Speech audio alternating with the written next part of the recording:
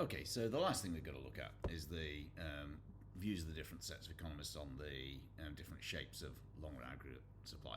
And the neoclassical view is relatively straightforward, because what we said is that they believe that the economy is simply going to self-stabilise, by which we mean unemployment is going to return to the Nehru, GDP is going to return to some sort of equilibrium position, and that's going to happen as a result of a change in the price level. And therefore, what they're saying is that long-run aggregate supply is vertical. That doesn't mean that it can never change. It's just that other things being equal, the economy will return to a particular level of GDP consistent with the Nehru. And we said that the process through which that would happen, we said that if that's real GDP in the usual way, that's the GDP that's consistent with the with unemployment being at the Nehru. That's the price level. And we said, if initially the economy is in equilibrium there, then any sort of shock will return us to this level of GDP, but with a different price level. And what we said was that, suppose then that there was, again, if we pick the decrease, a sudden decrease in aggregate demand to AD2. Temporarily, we move into equilibrium at point B. Unemployment is now worse than the Nehru. It's above the Nehru. GDP is below the level needed to keep enough people in work. Real wages are forced down.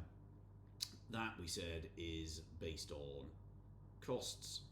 The decrease in real wages therefore drives down costs. It increases short and aggregate supply until the economy is returned to equilibrium with a lower price level back at the Nehru. So in the long run, all that's happened is we've gone from point A to point E, and therefore the long run aggregate supply function is vertical. So that's straightforward. In the long run, that long run aggregate supply function can shift. If there's an improvement in the quantity or the quality or the efficiency of use of factors of production, then over time, what can happen is that the level of GDP that the economy can support without inflation can increase. So that would be, say, an increase in factor productivity, an increase in investment, increase in labour supply, overall, something along those lines. But other things being equal, we simply return to the equilibrium level of GDP. The Keynesian view of the world is much simpler. All they're saying is that if AD drops, there's no self-stabilising process. All that's going to happen is we're going to get stuck with a lower real GDP. What's going to happen is that GDP is going to fall, people are going to lose their jobs. Because they've lost their jobs, they haven't got any money. Because they've got any money, they can't spend it. Because they can't spend it, there's no increase in GDP. Therefore, GDP stays low, consumption stays low, and we get trapped into this low GDP equilibrium. So all they're saying is, if there is a reduction in aggregate demand from AD1 to AD2, that's it. And that's the classic aggregate supply function that we've been looking at all the way through up to that point. But you can now call it long-run aggregate supply.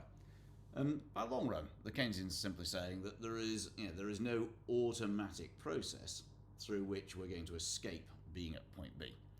And we said that therefore, if anything's going to happen, rather than this self-stabilising process up here, if anything's going to happen, if the economy is going to recover, it's going to need active fiscal or monetary policy, active government policy to expand aggregate demand and then push the economy back to where it came from.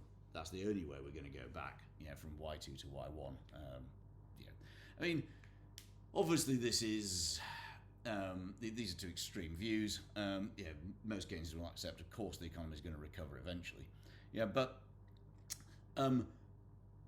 the speed at which that's going to happen is pretty slow. And again, can aggregate supply shift? In the same way as we've analysed before, the equivalent of that in the Keynesian diagram, as we said, is that of course the capacity of the economy can expand again as a result of an improvement in the quantity, quality and efficiency of use of factors of production. Which one you choose to use, it's up to you. A lot's going to depend on whether the more you're wanting to talk about costs and so on, the more this diagram makes sense. Although, as we've seen elsewhere, you can make use of this diagram to do the same thing. But anyway, that's the key difference.